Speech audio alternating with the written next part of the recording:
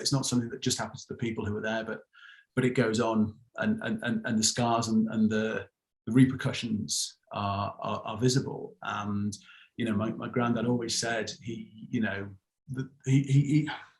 I don't think he's one of the few survivors, or some. I guess everyone has their own stuff, but he never forgave, really. He couldn't, and he always said, it wasn't the soldiers, it was the neighbours and the friends, the school friends and the teachers who turned.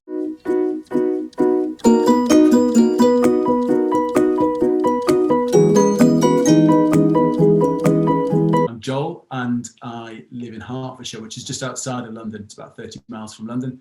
And I'm not an author. I am a marketing director for a media business. And writing a book was never something that I really thought about doing or planned to do. And it's something that just came to me, and decided that it was something I was going to do. For a while, I started off, I don't know if you guys have got the series in America, Who Do You Think You Are? I think it's called Who Do You Think You Are? And it's where celebrities go and they kind of find their roots. And I watched this episode with Robert Rinder, who's a British celebrity. Yeah, exactly. So he wrote the foreword. I'm just right. We'll get to that. And yeah, he went back to Germany and started to discover his roots, and it kind of really inspired me, and started thinking about my own kids, who sort of at the time I guess were probably 4 and 7, 4 and 8. How do I start talking to my kids about our family history in this area? And one of my mad ideas, I'll write a book, a kids book that they can read, and it kind of spiraled from there. And I started probably October 2020. So we were kind of in lockdown in the UK. I'd had good 6 months of lots of drinking in the evenings, and started doing this as a way to kind of come at it with something more productive at the end, basically. And then my grandfather passed away a few weeks later, so it went on hold for a bit, and then kind of picked it up and started. And overall, it took about 18 months to write the book, on and off. Like I said, I'm not an author, and I kind of two young kids who are quite full on, and a full-time full-on job as well. But finding gaps in between it all to write, and I kind of found as well that I had to be in the headspace. It's not something that's kind of like I could just sit down and force myself to do at any particular time. So it was had to be in the right space for it. And also kind of I found writing Just Freddy, like some of the content, I had to go quite deep and dark inside myself to kind of bring it out, and sort of had to be in the right place to do that as well. So yeah, it took 18 months, and here it is. 18 months later, it's nice to hold something in your hand and go, I did that. Yeah, and so really happy with the end result. I think Andre, who did the cover art's done a fantastic job taking some of the old photographs that we had, and making it into what it is as well. And yeah, we're 3-4 weeks in post-launch, and had lots of really good feedback from people who I've not spoken to in years as well. Like kids I was at school with 30 years ago who emailed me out of the blue and gone, saw your book, read it, really moved by it, and that's kind of why I wrote it. This isn't about making money at all. I think all the profits are going to go to Holocaust education charities, but I wrote it to get a message out there, and to kind of I think every or many Jewish families have got a similar story to tell, sadly, that they can do. But I didn't want this to be a Jewish book. I wanted it to be a book that everyone could read as well, and hopefully that's what I've got. So yeah. You do, and I want to note that something that was interesting. I mean, I've read a few Holocaust books. I don't do it all the time. Maybe like every few years I read one, and some of them have been fictional, some of them have been non-fictional. But what I found interesting is I always feel like I don't have any family who was in the Holocaust, thank God. But obviously it impacts every Jew, I think. But it's just not a story that I personally relate to just because it didn't happen to my family. But I just thought it was interesting that like I always think that it's it's kids that like grew up in really Jewish communities. So I found it interesting. I don't know if it was unique to your grandfather or just happened to other kids, but that like the kids in his school weren't Jewish and you see him like becoming othered. And I found that, I mean, just really impactful and moving reading it when he's just with all of his kids and they all think yeah, all of his friends and he kind of feels like they're all the same. They're all just kids, they're having fun. And then little by little they stop talking. One joins the Nazi youth group, and all of a sudden he's kind of like alone. And it seems like he out of his friend group was maybe the only Jewish kid. And then it kind of he sees it happening with the adults, and that just it really got me because yeah, I don't know. In my head, it was like, oh, it was happening to all the kids at the same time. And here I mean, the book is called Just Freddy, and it's kind of like a theme like throughout. And he was an only child, and oh, it just Yeah, and look, to I think say at the start is that the key parts of the story are all true. It's written on fact, but there's obviously a lot of conversations and things that happen that I don't know that I wasn't there, right? So it's I like to say it's a factual skeleton with fictional flesh. ooh. But absolutely, my granddad Freddy, he grew up in a small town in Germany. I think the Jewish community was sort of 70 or 80 people. So it was small, and there were probably 4 or 5 different families, of which there were multiple families, and so we had a lot of cousins who lived nearby as well.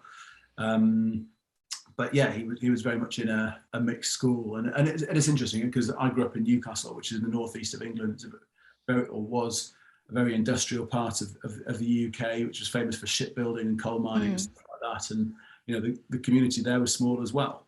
And I think kind of what I've seen kind of come down, when my parents were born, they were very much shielded by their parents who'd come out of Germany and kept away a lot from the local community and shielded mm. the Jewish community. And so it's something that I've tried to fight back against a little bit and try and really integrate into the wider community in the UK and the cities and towns that we live in, because I think it's really important. Um, and Yeah, I remember reading that in your epilogue. And again, like I'm saying, because I know you say that this isn't a Jewish book, like anyone could read it. And I'm a Jewish person who read it, who does not have, I'm trying to say this because I like it's not just for people who have family in the Holocaust because I didn't. So it was a learning experience for me as well. And at the end, when you wrote how your parents were very insular, is that how you say it? yeah, Um, that was interesting to me because I was talking to my sister a few months ago about generational trauma, and I was like, I feel like I don't really understand it.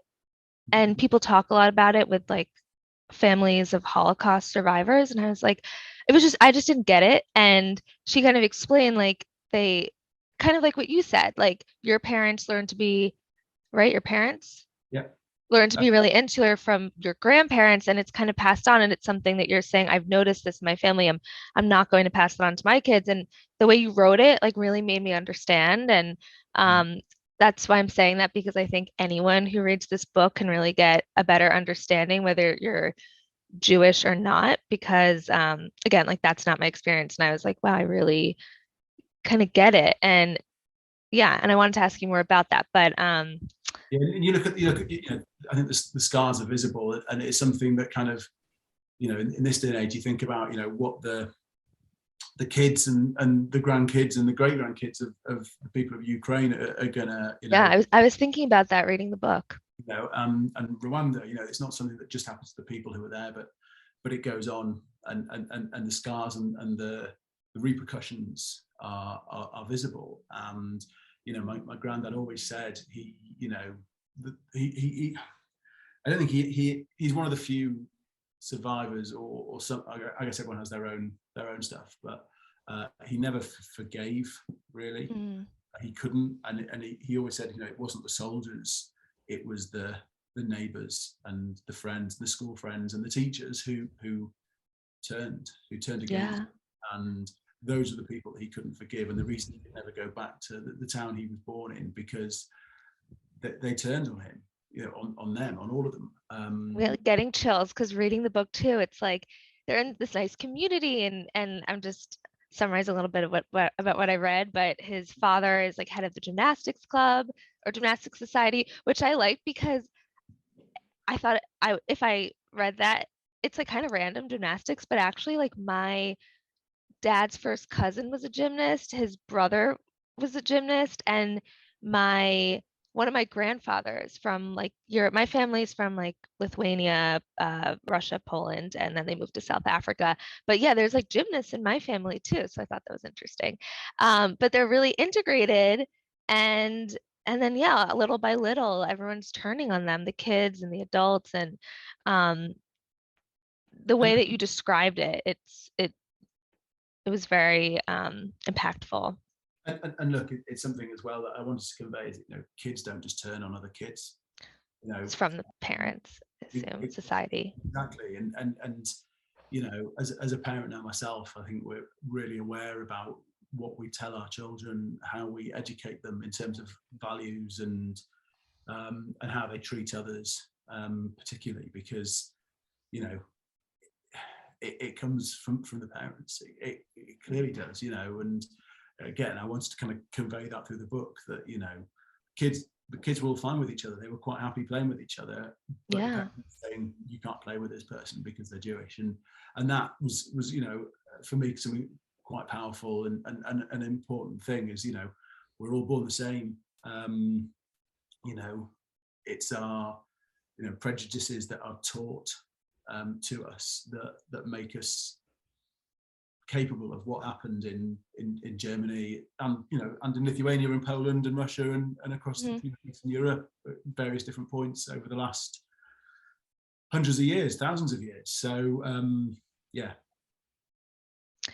Yeah, and I mean in the beginning there's a scene where they're all eating together, and then they kind of Freddy's mother kind of points out that they don't eat certain foods because they're kosher, and the other kids are like, okay. And then later in the book, he gets othered, and he didn't even realize that him being Jewish was this big issue, obviously, until the Nazis came in. I also, like I wanted to kind of go like the point at which they go, yeah, we're Jewish. The other kids didn't care. They're like, oh, fine, whatever. Just give me the food. Until it became an issue, and that's the point where actually there's no specific incident that catalyzes that. It just happens, and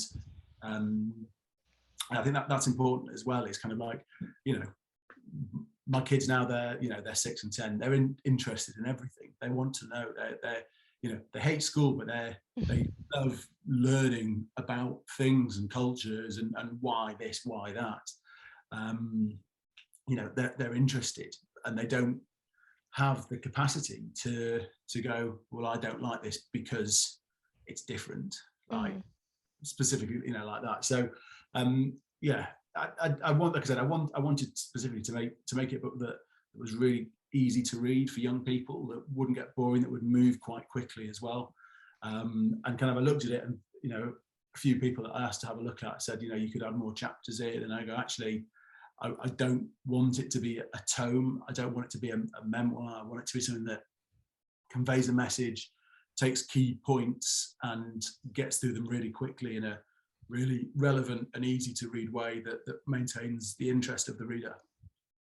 I think you did, and I liked how it was kind of broken up into kind of time and place. It kind of moved it along, and then the end too, where you kind of go to the present day. I thought it moved. When I finished it, I was like, I could have had more, but I think that's what you want. You kind of want to leave people wanting more. And then I was satisfied because there are like pictures of your family at the end, and I was like, I'm so connected now after reading this book. It was nice to see the pictures, and I just have to say, I mean, I know it's just a black and white picture, but your grandfather at 93 looked amazing. Yeah, he. I hope I've got those genes, and he never really went bald, so Yeah. I think I'm going to be okay. But yeah, it's we've all read books where you get a certain way through it, and and then you just give up because you get bored. I didn't want that. I want, writing specifically for young people and having a child of 10 who's got a very short attention span. Yeah. I kind of had that insight as to how I wanted it to be, and kind of, you go through it and you go, oh, well, maybe I'll just add a, slightly bigger line spacing to make it a bit thicker. But actually, like, for me, it was about the quality of the content rather than the quantity. And I think I managed to convey, I wanted to convey certain elements of the story, like concentration camps and the othering and Kristallnacht and those things, whilst also kind of making it relevant and relatable. And hopefully it kind of ticks those boxes. So, no, it definitely did. I'm curious. So you talked about how this book is like the bones are true and happened, but there's a lot of like character development and quotes and like really specific scenes. So I'm curious how you did the research, like how you learned about your grandfather's story. Like it seems like it's not something he talked about all the time. So I'm curious about the research part and how you got all the facts, and then also how you like developed these really realistic storylines that might be like somewhat fictional, even though they're based on like what could have really happened. Yeah, my granddad, he left Germany at 13. He was haunted for the rest of his life by what happened and the fact he never saw his parents again. And he didn't talk about it much at all. He didn't like to talk about it. When they were clearing their house out about 20 years ago to move, he found a load of old papers that he brought over or whatever he had, and he just burnt them in the garden instead of thinking, we'll hand these down and keep them for posterity. His first reaction was, I don't want them, burn them. And so kind of we've had tidbits of stories from him, but also from other relatives who we found or who were there. Sadly, Gabsy passed away earlier this year as well. Rudy's the one who's left. Wow. He now, he was an airline pilot for many years, and Oh yeah.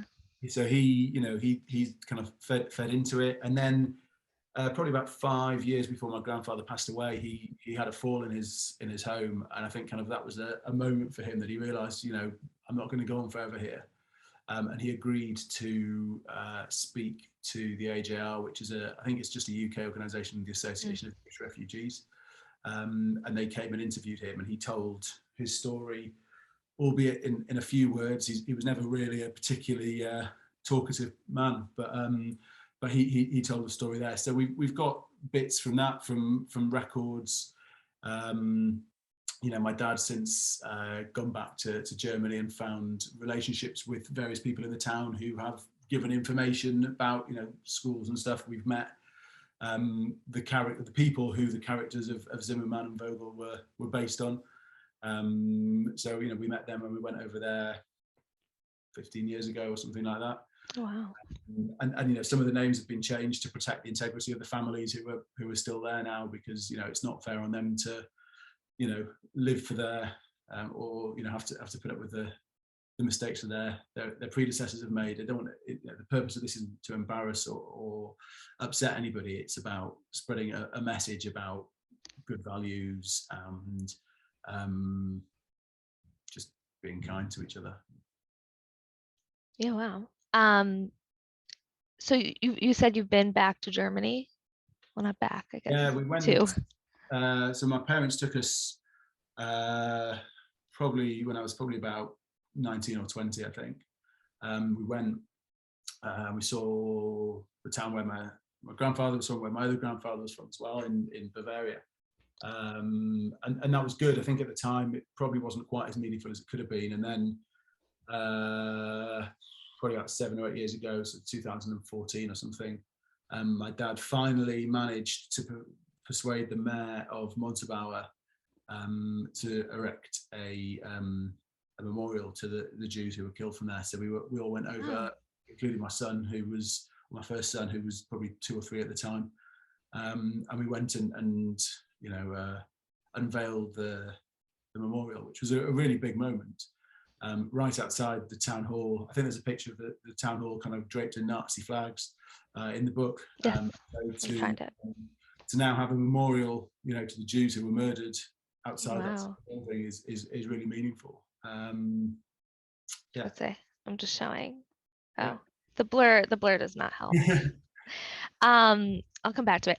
I'm curious if you maybe have like tips or advice to other Jews that might have members of their family who are in the Holocaust or Holocaust survivors, how they can find out more information or kind of make maybe not the exact same impact that you have, but some kind of impact, so it feels like they're doing something maybe or Yeah. connecting. So it was, I had a bit of a moment actually on the day that I released the book, um, and kind of thought that, you know, not only are we losing the survivors now, you know, there's, Yeah.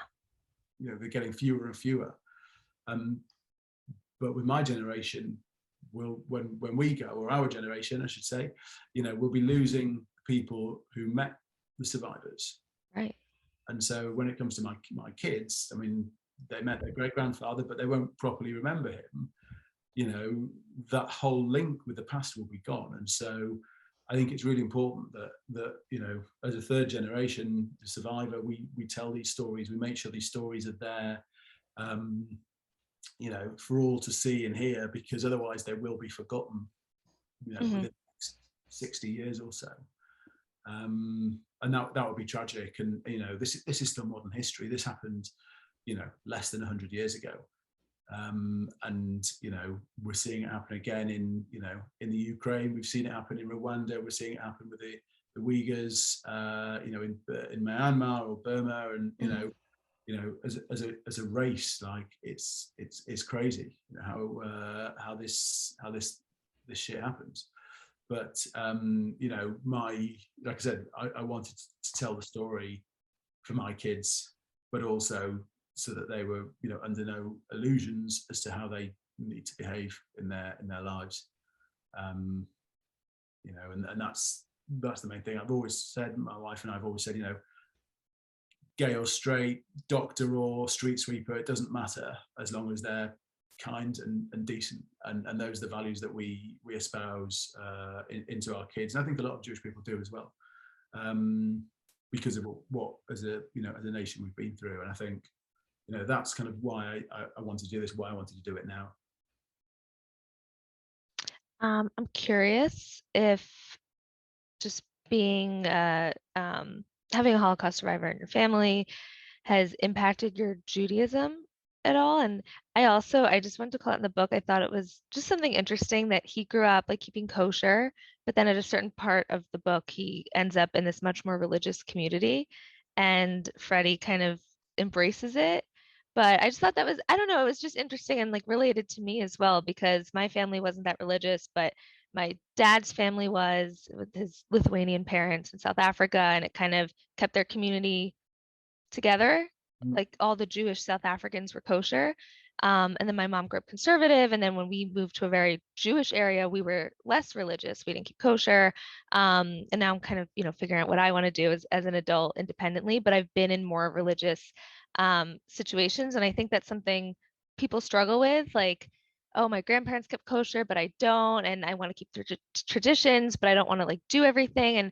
And it was just interesting to see Freddie kind of go through that when he was still able to, you know, have this, you know, be Jewish and be in Germany. And I don't know what happened later in his life, but I don't know. It was just, you know, he kind of went through it. And I know people go through it now, especially thinking about your ancestors. So I'm curious if it's how he handled Judaism after So that. actually, Yeah. And you too. in the book, I've kind of changed it around slightly, Oh. because actually they were from, like I said, I didn't want it to be a Jewish book, so I kind of flipped it over. So they came from a more Orthodox background, and when he came to the UK, you know, that infrastructure wasn't there for him, and he had to, you know, de-religiousify. Uh, Mm. but I wanted to kind of change it for the narrative of the book a bit. But I think kind of, you know, we're in a world now where you know, you can identify as a hedgehog if you want to, you know.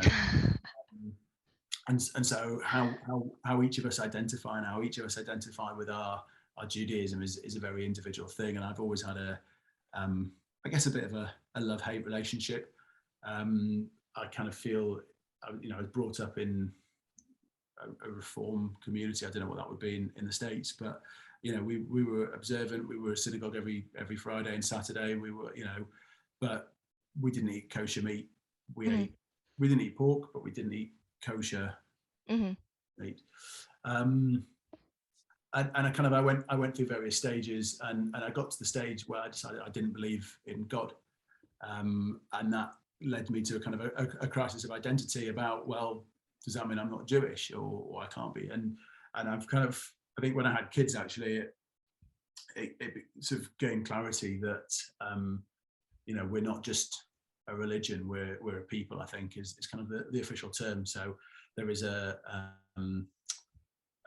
what's the word, a genetic part to us. And Hmm.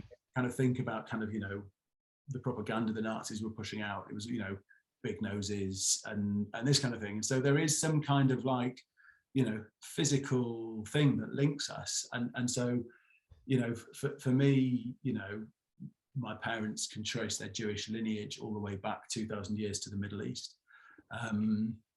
So, you know, we are a race.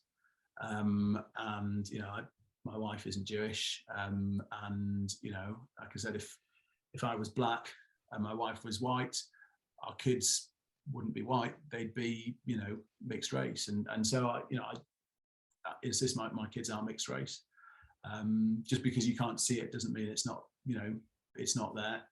I think kind of, you know, Jewish race is always seems to be kind of at the choice of our oppressors. You know, for some people we're you know, white capitalists. For other people we're, you know, others from a distant land. And you know, I think it's something that we, like I said before, we, you know, should be able to identify as who we are. So for me, I feel inherently Jewish racially. I enjoy a lot of the culture and the values that come with that, but I'm not religious. Um, yeah, I don't get much from reading prayers in Hebrew that I don't understand. I know, me too. I get stuff from, you know, giving tzedakah and from, you know, lighting the candles at Hanukkah that, you know, our ancestors have done for thousands of years. Yeah.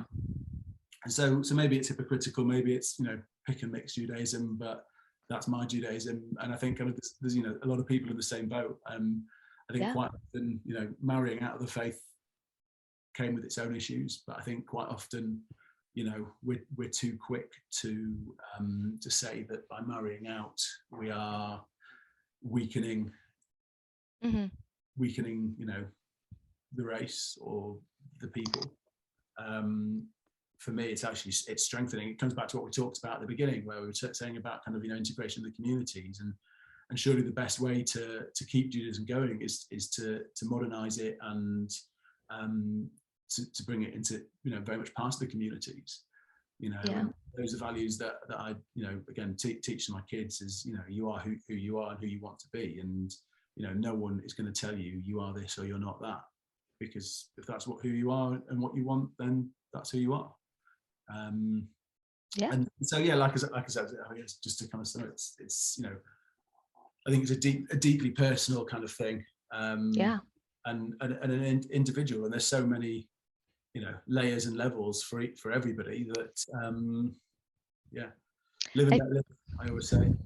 yeah, I mean, I think it's something that everyone kind of struggles with. Like even you said you had an identity crisis, and I think reading a book like this makes me, I don't know, it just makes me think, and I think it's pretty amazing. Like it's a testament to Judaism, and says something about our people that it would be so easy. I mean, maybe not so easy, but to just abandon Judaism if it's the thing that's like putting your life at risk. So it's just amazing to me the fact that people had to leave their hometown and watch their family members die, you know, because they were Jewish, and then they're still um, practicing Jews. And yeah, like you just see like his mom is like sewing the star into his coat, and it's, you know, they're kosher. It's kind of a theme throughout the book. And I'm like, they're, oh, and when he's with his grandparents, kind of like he's left his hometown and they're still celebrating Hanukkah and they're worried that the Nazis are going to see them.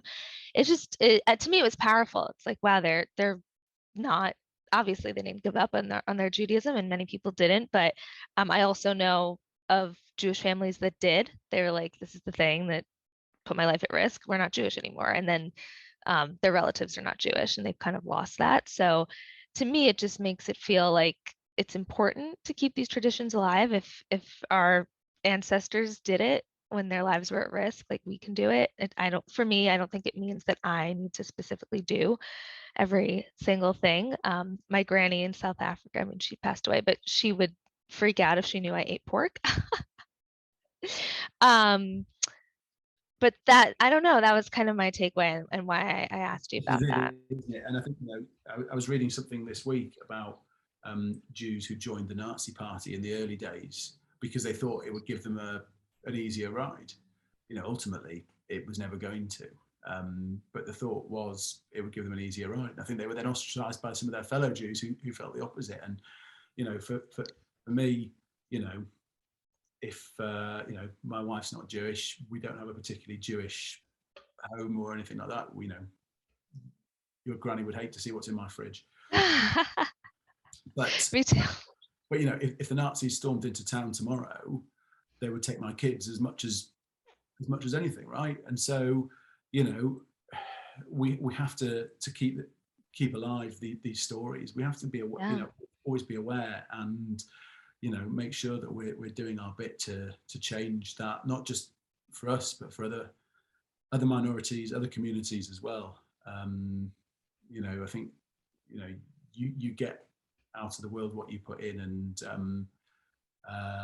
again, that's kind of why I wanted to write this and to write it now before memories kind of disappeared, and while I had the time to do it, while we were on Yeah. tonight. But As a, I also wrote books during the pandemic, so I relate. And even I wrote one for Hanukkah and one for Passover. And actually, when I was learning more about the story of Hanukkah, um, like the Maccabees were only some Jews. Like a lot of the Jews joined the Greek army. it's Um, what we're talking about, right?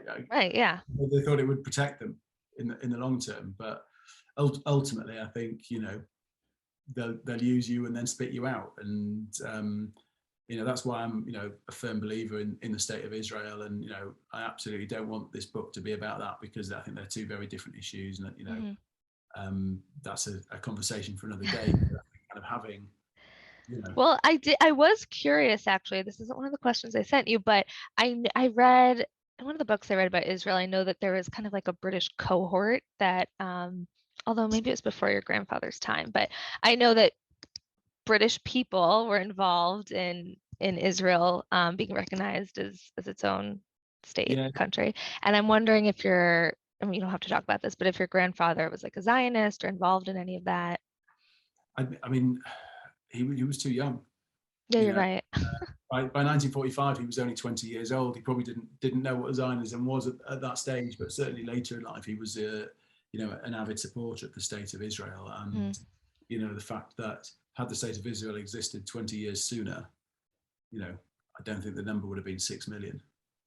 Um, so I think to have a safe space, and ultimately, it's not like Jews have suddenly just popped up and gone, oh, we want our own country. Like there's a reason behind it, based on safety and pogroms that have happened over 2,000 years since we were last kicked out of the land there. So yeah, like I said, it's probably a bigger conversation for a different day and a different topic. But yeah, I think it's it's an important thing to think about, and having a safe space, and again, it's kind of coming back to what we're saying, is why I think kind of helping other countries, it's probably again different in the States, but in Europe here we're on the doorstep pretty much of Ukraine, and what can we do as British people, but as British Jews, to help the Ukrainians out of the situation they're in, or at least give them some kind of sanctuary that, you know, preserves their lives and hopefully gives them a less severe experience than our ancestors suffered. It's, you know, we were refugees, we were, you know, persecuted. We know how that feels. We still see the scars, like we said earlier, you know, even to third generation. And so, you know, to avoid other people having to have that same pain and suffering, I think it's our duty to take action where we can. Yeah. And I know I've said throughout this conversation that my family was not in the Holocaust, but it does make me want to learn more about my family. Like, obviously, they didn't leave Lithuania because they just felt like coming to South Africa. Like, it was because they were persecuted. And my dad, it's hard when I think for me, on my dad's side, I'm first generation American, and you just feel so distant from your relatives, and maybe you feel that. I mean, your grandfather was in the UK, but he was German, and you just kind of don't really know about it. And my dad lived with his grandmother when he was a kid, and he was like, I don't know, she was like so angry and didn't really speak to us. I think she only spoke, I don't know, Yiddish. I think they spoke Yiddish, and uh yeah, he was like, she was just really angry. His my granny was also just like a very tough, resilient person, and um she could be sweet, but like growing up, she was really tough on him and all the kids. And um I forgot where I was going. Oh, it just makes me feel like I want to learn more about my family history, and that I feel a little bit disconnected from it too. So I feel like I asked you this before, and I honestly can't remember if we answered it, I but don't but advice for like exploring your own family history. And obviously, like, it doesn't seem like an easy feat, so I'm just curious if you have advice for that I mean, or I think tips. the first thing is, you know, talk to the people who are still there. I think, you know, sometimes it's difficult to ask difficult questions, but, you know, like I said, unless we ask it, the stories will be gone. And then I think, you know, there are lots of other people who are in a similar boat to you, who are looking for you to find out more about their family. And, you know, like I said, my grandfather was an only child. My grandmother also was an only child, and so my dad didn't have cousins growing up. Mm.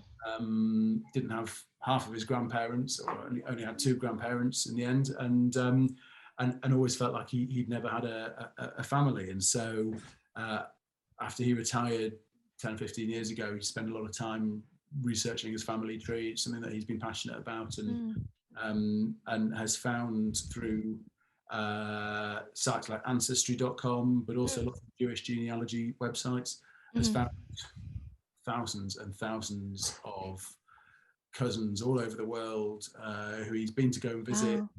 People in New York and California. He was at a wedding a couple of weeks ago in New York from a kid who contacted him when I think the kid was 16, and said, I found your family tree online and I think we're related. And he went to this kid's wedding now, you know, 15 years later. A few What's it, weeks. genie.com? I think that's the one that my sister uses, is Yeah. Genie. But the point is, I think kind of, you know, for everyone who's got their own little bit of tree, there's someone else who's got a similar bit, and it's just often linking the branches together. So I would say, you know, the internet is amazing. And I think, you know, the other thing is, you know, for all they did, the Germans were really good at keeping records. So, you know, there is information there. There are records. The Holocaust Center at Yad Vashem in Jerusalem is a really good place where they've tried to collate lots of survivor testimonies and stories as well. So if there is Holocaust history, I think that's a good place to start or to contact. But yeah, I think kind of Google and the Ancestry websites are probably as good a place to start as any. Yeah. Hmm. You reminded me that it's a long story, but we met a family whose last name was similar to ours, and we got invited to their wedding. They were like, we must be cousins. And I went. It was in Brooklyn. It was like an Orthodox Their wedding. cousins. I don't know. Maybe my sister can go. She's our family historian, and then I have another cousin actually in England, in London, who does a lot of the genealogy. And he's like gone back to South Africa and done a lot of research. So I just have a few more quick questions for you. This one's a little different, but I'm curious. You know, you live in England. Um, a German background, although your grandmother is Swiss, right? Yeah. And your who Well, Freddie's. her parents were German, and they got out much earlier Oh, and went to Switzerland, which remained neutral. But originally they were German. Yeah. interesting. Yeah. So, and I'm just curious if there's like any traditions, Jewish traditions or any just other traditions that your family have that are like unique to living in the UK or, your German background. I don't know. I think it's hard because like I said, my granddad was 13 when he left Germany. He just had his bar mitzvah, and I think as much as we all think we can maintain good memory from our early years, I think it's difficult. And so I think a lot of what we've seen is within the communities here, a lot of the culture and stuff has been merged and formed from various people who've come together and created probably new, different, emergent, traditions from the communities that they came from. I mean, we made Shabbat, and like I said, we went to synagogue, but I can't think of anything kind of specific that we did as a family or that was different. I've always been interested in kind of going to other communities and around the world when we've had the chance and kind of having an insight there. But I think it's as a family now, like I said, where we're not particularly religious, trying to make our own traditions, albeit non-religious ones. So we try and do some kind of Shabbat on a Friday night, although it doesn't involve Hebrew blessings. We light candles and say something that's really good that's happened that week that we're grateful for. That's what I do. We call it Light of the Week. Yeah, absolutely. And it's about reflection, right? And for me, it's about kind of bringing these things back to their roots. What's the purpose of Shabbat? It's a separation. It's the end of the working week and a beginning of a period of rest. And so, let's mark the end of the week in a way that's relevant to us living in the UK in 2022. Similarly, although it doesn't always happen, but on a Shabbat, I try and check my phone less because I want to be present with the family. I want to switch off from work and stress and have a break. And I think kind of that is something that gets lost increasingly in modern life. Like I said, it doesn't always happen, but the attempt is there to try and separate. And I think taking those traditional thinking and traditional values and trying to build them into a modern way of life is something that I kind of enjoy and yeah. I think I also I was inspired to ask this question because I listened to this podcast the other week. It's called Schmaltzy, and it's about like they interview people who kind of share stories about their connection with food. And the editor of a food publication and actually I think it's in London. It's called Eater. I think it's actually global. But her grandparents were German, and they like kept like a very German household, and she ate like German food, and it was just I was like intrigued because I don't have any German family, and I was like, oh, that's interesting that they like kind of kept all the traditions, even though obviously they were traumatized. But so I don't know. I was like, I wonder if that's I think happening. food's one that's always passed down and kind of Yeah. something that my friends, when they used to come and stay in our home when I was a kid, were always a bit weirded out by was the fact that we had meat for breakfast, like cold cuts, and that's something that very much came from Germany, and it has kind of come down, and yeah, I think that the food traditions. I mean, funny enough, actually, we just got a new landlord at the pub down the street. He started baking bread, so I asked him if he could do us a challah for Friday night. So I'm going to go and pick that up after we finished here. Oh, that's great. See what challah's like. Yeah, I love that you asked that. Yeah, similarly, I did this cartoon the other day about growing up with a South African dad, and my friends I think were weirded out by how many like beaded dolls and masks we had in our house, and I just like never realized it was weird until I was old. Not weird, but like not common. Like I'll show you. I have this. This is my letter open. I don't know. I just like have this at my desk. It's like this letter opener. I don't know where it came from.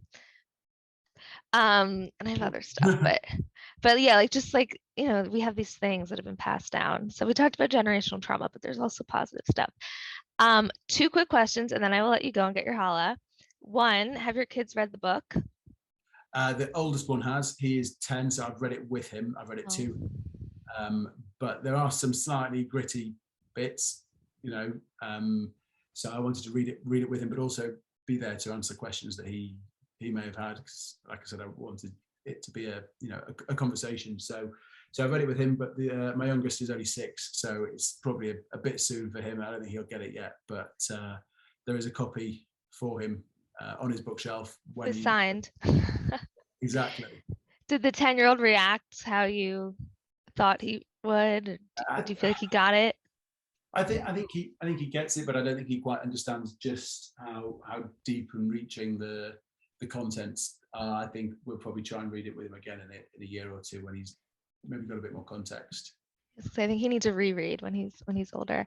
Um, do you have plans to do anything more books? I don't know, documentary. I'm wondering what's next for you No, after you did this book. um, yeah, that's a good question. Like I said, I never plan to write a book. I never plan to be an author. It's something that's happened, and so um, there's certainly no plans for more books. It's not something that kind of, oh yeah, I'm going to quit my job and become an author. But I've got a friend who's a screenplay writer who's asked if he can kind of pick it up. So, again, kind of my purpose for doing this was to, sorry, you can probably hear the 6-year-old's just got back from school. The purpose for doing this was to spread the message, and I think kind of this will be the focus. So maybe there is a TV or a stage version of Just Freddy, but it's not something that's been hugely thought out at the moment, and keen to to share the story as much as possible. The local high school saw an article in the local paper about the book, and they've asked me to go and speak to their sixth form, which is their upper high school kids, next term. So like I said, being able to spread that message is what's important. It's all the profits from Just Freddy will go to Holocaust education charities to try and re-sow those memories, those stories, so that they don't get lost. Amazing. And I actually think it would be good as a screenplay or a movie because the character development is there.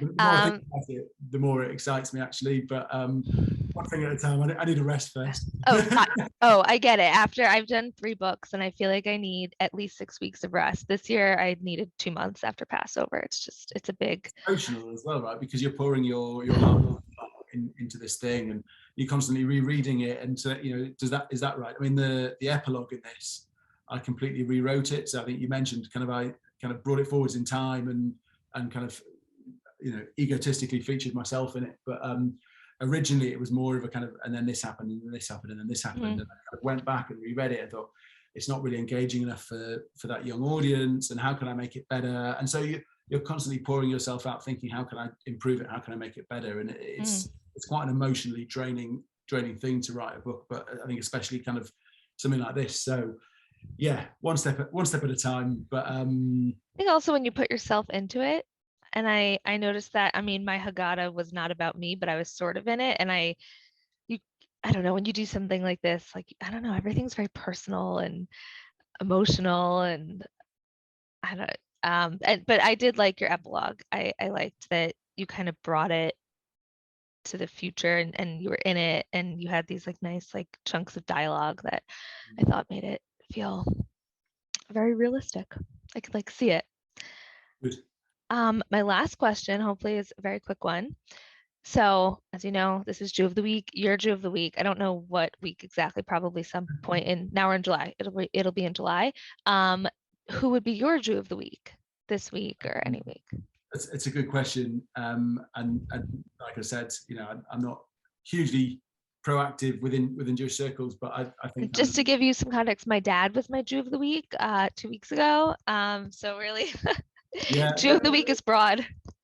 I'm gonna go for the absolute cop out answer and say that the majority of Jews I've ever spoken to have got a great story to tell, and do good things, and I can think of plenty of people who you know, have got something interesting to say. So it's a complete cop out, but I think, you know, you could speak to any Jew and they'd have an interesting story.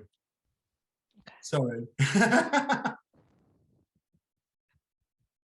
Well, this week I named myself Jew of the Week, so there's two Jews of the week, and You can do a 50 here, more. yeah, there we go. Which I won't do. It's just because of this award. I had to connect it. Okay. I thank you so much for your time. I know I put a half hour on the calendar, but I kind of thought we'd go over because there's a lot to talk about. But I really appreciate your time.